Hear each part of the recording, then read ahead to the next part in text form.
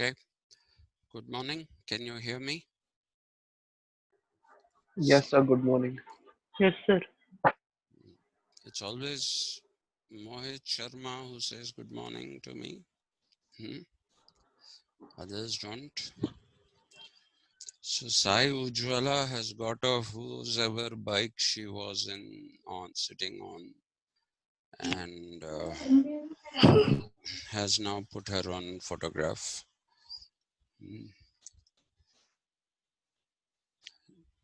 Okay. Vamsi Rock, what does it mean? You're as strong as rock, or are you a rock music fan, Mr. Vamsi Rock? Yes, sir. Are you a rock music fan, or are you as strong as a rock?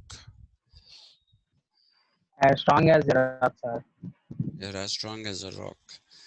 Right, so I'd better Yes, be sir. careful. I may be big in size, but I'm not very strong. So I have to be careful with you. All right. Yes, sir. Yeah, so we have 8 participants. Let's start going. Right? Okay. Today, let's pick up this last aspect of this thing. Significance of political thought. Okay. When we're doing significance of political thought, we have to remember a few things. Okay. Political, I've used the word philosophy here because that's a more appropriate view. Like I said, political thought is very generic. And if you use political philosophy, you tend to get a little more, what should I say, technical about your understanding of what thought is all about. Okay, yesterday I was talking to you about, all philosophy and political philosophy especially being seen as a footnote to Plato. So we'll have to continue with that particular idea. The idea is that it is a footnote to Plato. Why is it a footnote to Plato? I didn't explain this yesterday. That is because all philosophy that has come up, or if you want to use philosophies in plural, that is also all right, that came up, especially in the modern period, have in some sense or the other either adopted or reacted to Plato's philosophy. And it is for that reason that people essentially say that all modern philosophy, which came up in a modern period, which is from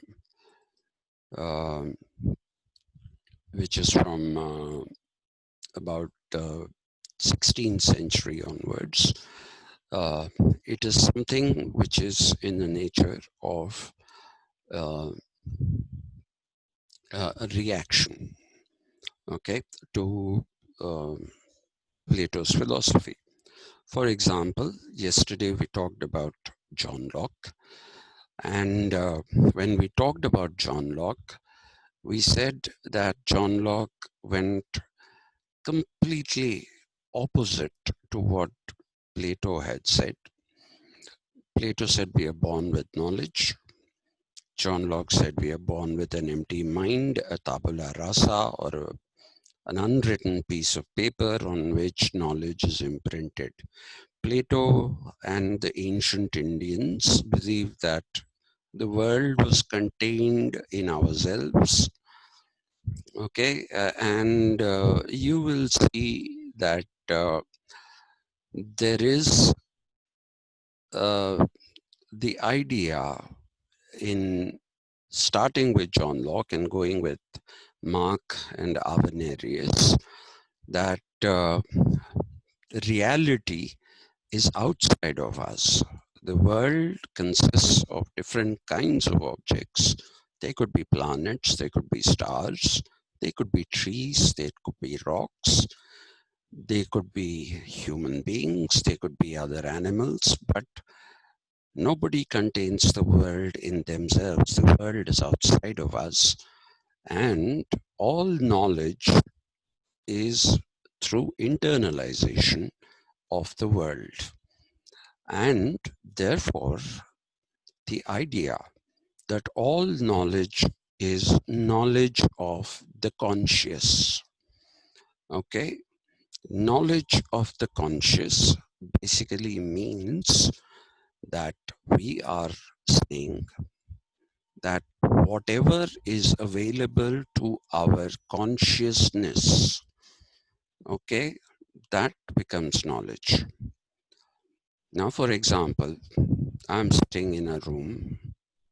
You may see a little bit of this room, okay, but you don't get a full picture of what it is. So you don't know what this room is like. Whereas with you people, I don't get to see anything at all. I do not know in what kind of premises, physical premises, you're sitting in.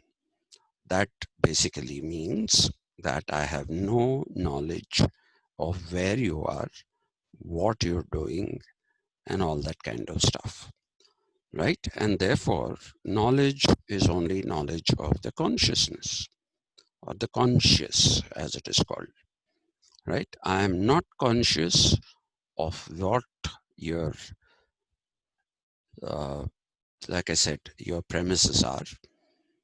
You are not fully conscious. You get to see a bit of the back of my room, but you don't get to see too much. So anyway, you don't have uh, access to how this is.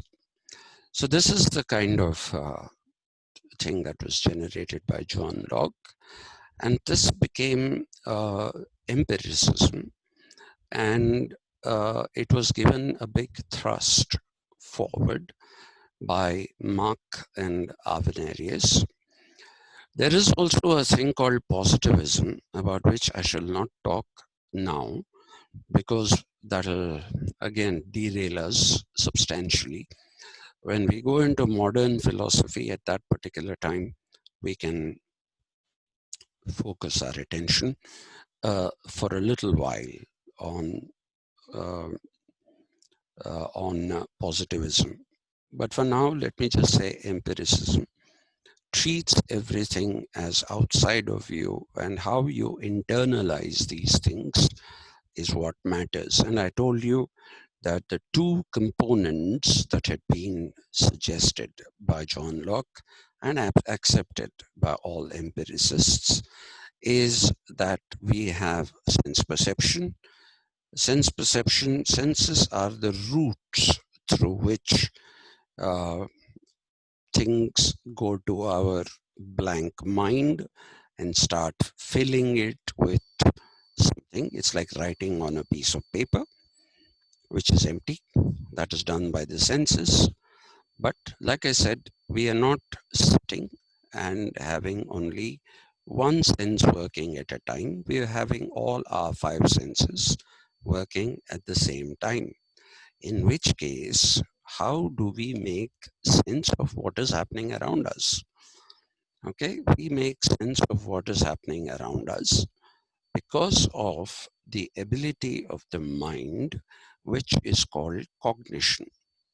Okay, cognition is basically that which enables to put together data that goes into your mind through the senses simultaneously, and it makes sense out of that. Okay, so I gave you gave you an example yesterday of sitting in a movie hall and you're watching a movie, but you don't really have to be only watching a movie. You could be eating popcorn. So when you're eating popcorn, you're tasting popcorn while you're watching the movie. And I also told you that there could be somebody wearing a deodorant. That's a better example, right? Than somebody with a body odor. That is off putting. So I said somebody wearing a deodorant, so you can smell that.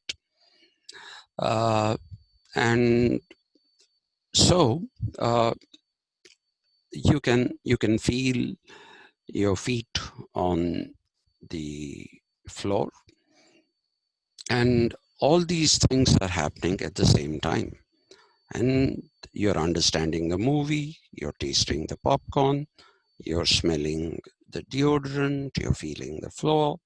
All these things are basically happening at the same time, and you're making sense of them because of the power of cognition that the mind has.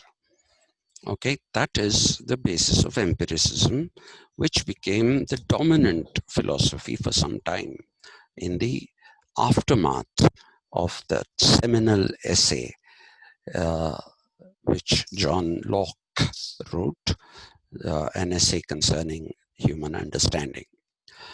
Okay, now let us try to understand what people have basically tried to say about political philosophy itself. Okay, why should we study political philosophy? Right? So we will be looking at another slide, which will also tell you why we should be studying political philosophy. But before we get to that next slide, we basically need to look at these things. The traditional idea of philosophy, which is called epistemology. Okay, it's basically called epistemology, Epistemology. Epistemology comes from the Greek word episteme, Episteme. Episteme means a framework, and epistemology is understanding the framework. Now, look at the first point. It says political philosophy as mirroring reality. Okay, so this has been the dominant paradigm for a very long time, right from the Greeks down to the 18th, 19th centuries. Most philosophers, including political philosophers, have tried to say that political philosophy should mirror reality. Okay, which means that it's like looking at yourself in a mirror. You want to see how you look. Okay, the only way in which you can look at yourself is if you stand in front of a mirror. Sorry, or anything else that reflects your image back onto you. Okay, so the crucial word here is image. When political philosophy is supposed to be mirroring reality, then it is that what you study in political philosophy is nothing but what the world is. Okay, what the world is, and what politics are. That is supposed to be political philosophy. Okay, just mirrors. It's a description. When you look at it this way, it's a description of the world primarily. The analytical component comes much, much later. Okay, now this has been the dominant paradigm. Now, within this, the second and third points, okay, they are a subset of this particular political philosophy as mirroring reality. Okay, the the second point, which is the first subset of mirroring reality, is the delinking of ethics and politics. For this, when we go into the medieval period and when we try to understand uh, the domination of the church uh, over everything and subsuming of politics to religion, when this particular thing happened, uh, what happened was that ethics became an overriding concern and politics got subjugated to ethics. Okay, and that this subjugation of politics to ethics actually led to a situation where the church became an all powerful institution. It became an institution that could basically dictate lives of individuals. It could dictate lives of kings. If you know the story of King Henry VIII, he was forced to marry Catherine of Aragon. I'll tell you the story again in detail later. Uh, he married her, but he was not happy with her. He wanted to marry another lady whose name was Anne Boleyn, and the Spanish emperor was also the Holy Roman Emperor, and Catherine of Aragon was his sister. So he prevailed on the Pope to not give permission to Henry VIII to marry Anne Boleyn. So a king also had to go to the Pope. So you can see the amount of domination. Now, this is something which was presented by people like Machiavelli. Okay, there are a couple of people before Machiavelli, but I'm not going to go into them now. Machiavelli believed that as long as ethics and politics were together, the church will continue to dominate everything, and everything will only be religious. There'll be nothing which is purely political, and in that sense, developmental. Okay, he therefore advocated the separation of ethics from politics. He believed that ethics should be seen as a part of sacerdotium. Okay, sacerdotium is the sacred realm, REALM. Okay, whereas politics should be the uh, concern of the imperium. Imperium is the realm of kings, princes, whatever. That's why he wrote Il Principe, the book, which is famously called The Prince.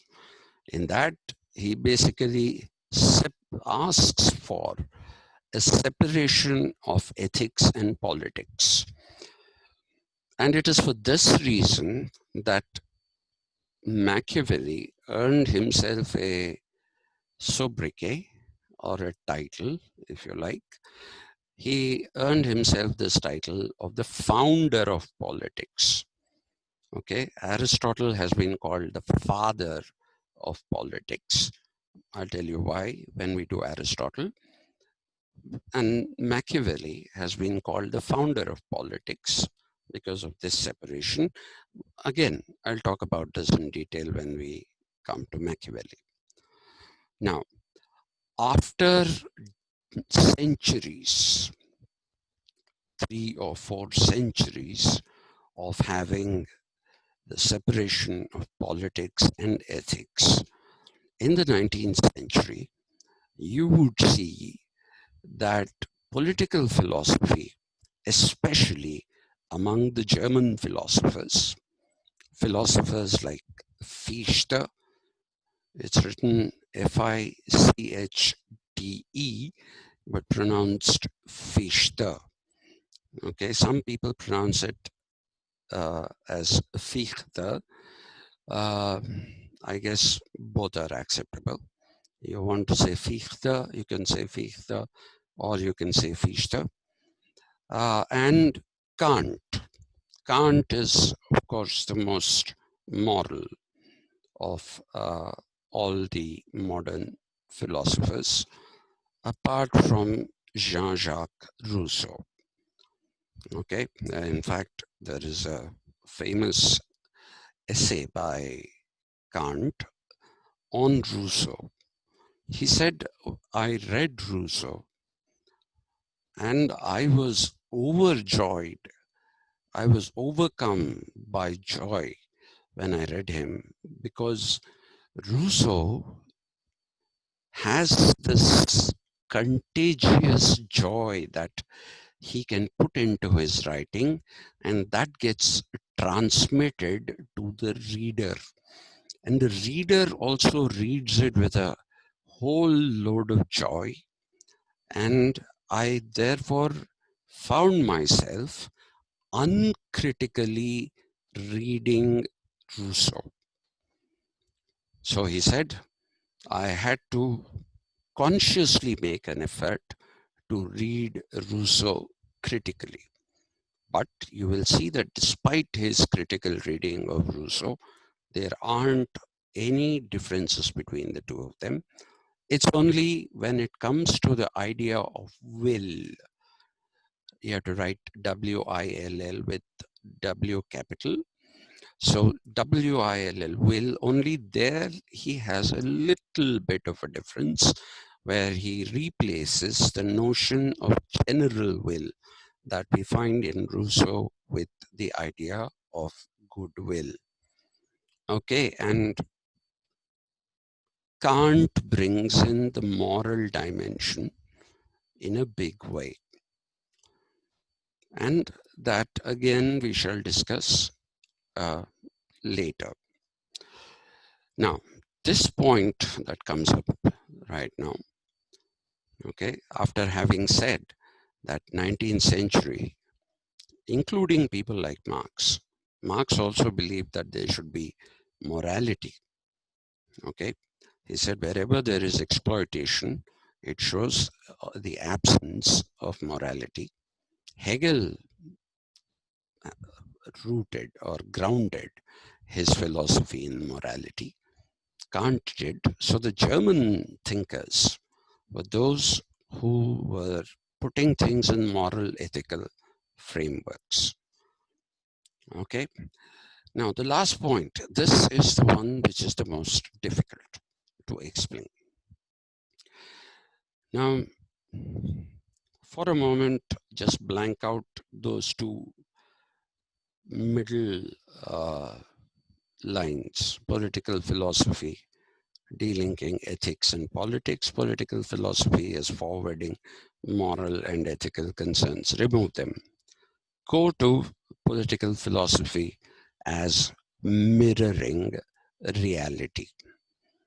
Okay, so I hope you understood that, which is just as you would look in front of a mirror when you stand, you should also have political philosophy showing how the world is, representing the world as it is.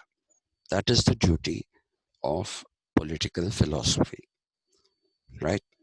So that is the point that you need to keep in mind. When we come to the 20th century, some people call this postmodernism. I'm not going to use that term now because I have some concerns with the whole idea of postmodernism. In my considered opinion, it is a stupid term, and in books that I have written, I have basically debunked the idea that there is a thing called postmodernism, but we'll talk about that later.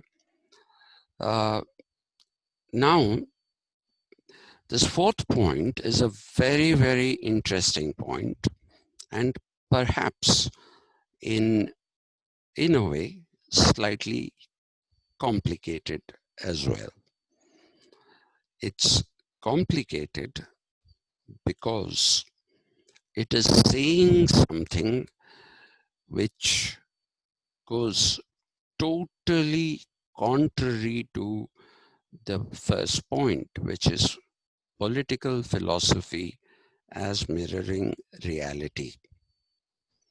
So if you take people like the anthropologist Claude Levi-Strauss, Claude, Claude, Levi, Levi, Strauss, Levi-Strauss.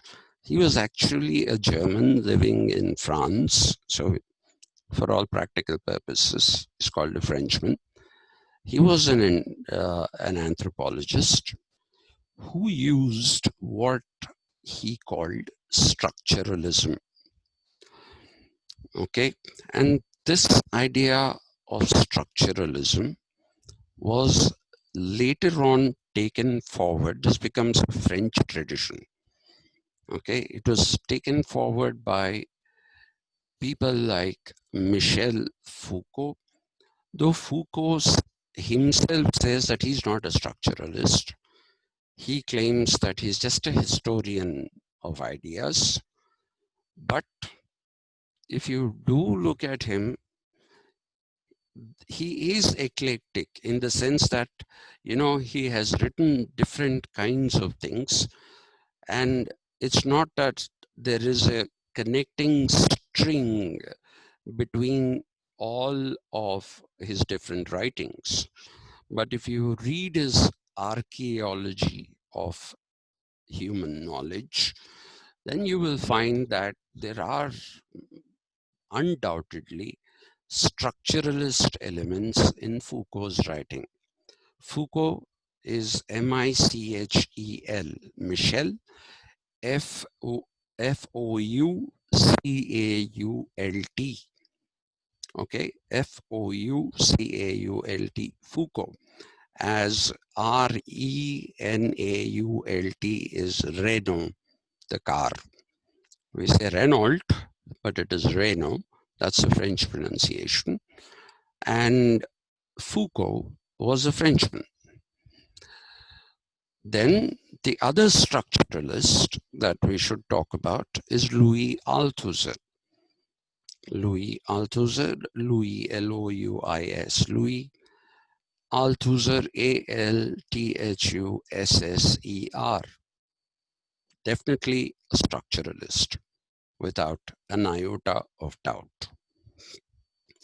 And then you have this tradition, which is called post-structuralism. Now, post-structuralism should be understood not as what comes after structuralism. It's not like post-death. Okay, that means a period is over and a new thing is beginning. It's not used in that sense. Okay, it is used in the sense of post-structuralism is used in the sense of making structuralism stronger, removing all the aspects of it which are unnecessary and making it a more cogent body of thought. Okay, and this post-structuralism is once again a French thing with Jacques Derrida. Okay, Jacques, Jacques, Derrida. D.A. Derrida. Jacques Derrida was a post-structuralist. He carried out some modifications to both Foucault, Althusser, and to a limited extent, Claude Lévi-Strauss. And another post-structuralist, who's not a Frenchman, but is a German, is Hans Gadamer. Now, what are these people saying, whether you're a structuralist or a post-structuralist? First, let's get into understanding. Read that sentence.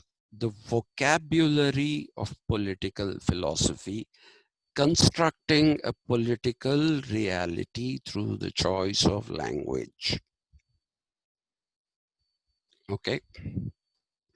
Now, if all political philosophy is mirroring reality, right? If all political philosophy is mirroring reality, then there should be no disagreements between philosophers. All of them should agree because it's mirroring reality, right? So this notion challenges the idea that you can have political philosophy mirroring reality.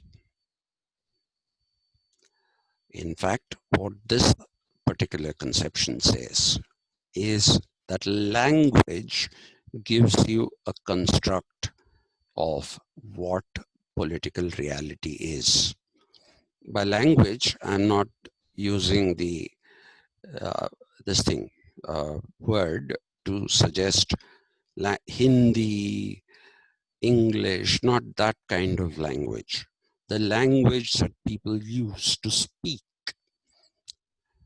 Okay, so if you're a Modi Bhakt, then you'll say Modi is the best thing that happened to India. Okay, Modi has stamped his authority. He's standing up to the Chinese. So I keep getting these WhatsApp forwards where Nehru is shown as an idiot and horribly inept prime minister, whereas Modi is this great macho man who's standing up to China, standing up to Pakistan, and he's doing a lot of wonderful things. So these are the Modi Bhakts. So they use a certain kind of language. Okay. Then there are those who are anti-Modi. Not everybody is pro-Modi. The anti-Modi people, what are they saying? They are saying, look at what he's doing. The economy is in doldrums. Okay. More than crores of people have lost jobs. And, you know, the latest figure has been that 1.2 crore white collar jobs have been lost. Okay, and that is not counting the unorganized sector and blue collar jobs. And so they say, what great thing is he doing? And this fall of the economy started with demonetizing, which was much before the pandemic came. They say the handling of the pandemic itself is something that leaves a lot to be desired.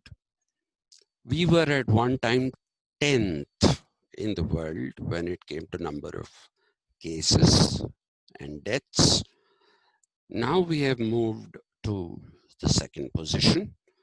And if things go on like this, in the first week of October, we will overtake the US and we will become the most affected country by COVID-19 pandemic. Okay, and these people say that Medicare in India is nonsense. So please remember, when you're saying all these things, you're saying that this is reality. Medicare is nonsense. Economic performance started falling much before the pandemic is also something which they are saying is a reality. So it is the kind of vocabulary and the nature of language that people use that gives them a construct of what political reality is. So political philosophy for the structuralists and the post-structuralists should be a study of how language is used, how language is constructed. So they basically talk about three things which are central to the understanding of what constitutes language, any language that is. Okay. The first thing that is central to any language is the idea of syntax, syntax. Okay, and syntax is also used, is also called, I'm sorry, grammar, grammar. Okay, and in fact, Derrida's magnum opus is actually called Of Grammatology. So they talk about syntax or grammar. Then they talk about semantic.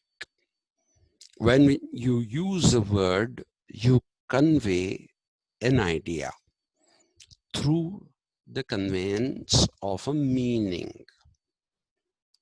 Okay, so how do people employ words in order to convey ideas? Okay, if you don't have command over the language, then you can't properly promote a particular idea. So that becomes the second component, semantics. The third component that one should be looking at is that which is called semiotics. Semiotics are symbols. The best and the most easiest explanation of symbols is your road signs. You see a hairpin bend, you see no parking, all in the form of symbols. That's also language. Okay, if I say this, if I'm an American and I do this, it means time out, wait. Okay, so that is symbolism. We have entered less than a minute. I'll finish this point tomorrow. Thank you very much for having joined me, but this is the most important point because this is the point that will define our understanding of political philosophy from now onwards. Thank you very much. See you on, I don't have a class with you on Monday. I think I have a class with you on Tuesday at 10 o'clock. I'll see you at 10 on Tuesday. Thank you very much. You have been a kind audience. I hope there are people listening. It's kind of unnerving when you're just talking to the screen. You know, it's not what I think is the best thing to do in the world, but we have no choice. Okay. Thank you very much. See you on Tuesday.